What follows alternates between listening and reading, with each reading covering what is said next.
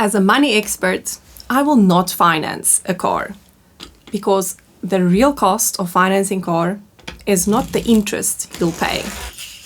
It's the fact that you're very likely going to overspend. So here are two examples of cars we're actually considering buying. The 2023 model costs 350,000 Rand and just a 1 year newer version 460,000 Rand. If we're financing these cars, assuming the same deposit, the older version would be 5,900 per month versus the newer version at 7,900 per month. It's very easy to look at that and say, wow, a newer car for just 2,000 Rand extra a month. But after 6 years, the total payments towards the newer version, 574,000. And the older version, 425,000. That's 150,000 extra.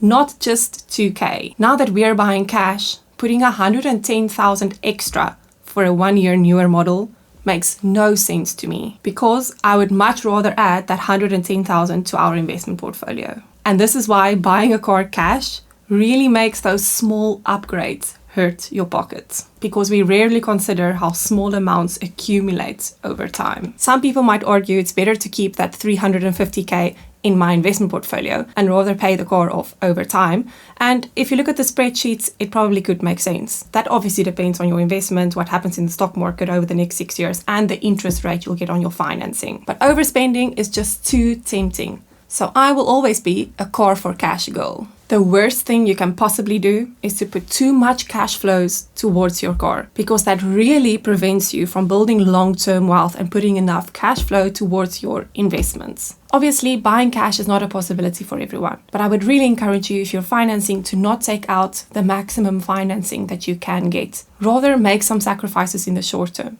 and settle for something that would mean way less of your cash goes towards your car every month. And then once you've been able to save up some money, consider an upgrade and buying a car cash. Because I can promise you, once you've worked hard to build up some investment portfolio, you are not going to want to put that money into a car. My take is buy cash if you can. Don't drive something too fancy and rather keep that money in your investment portfolio for the long term. Did you buy your car cash or with financing? Let me know in the comments.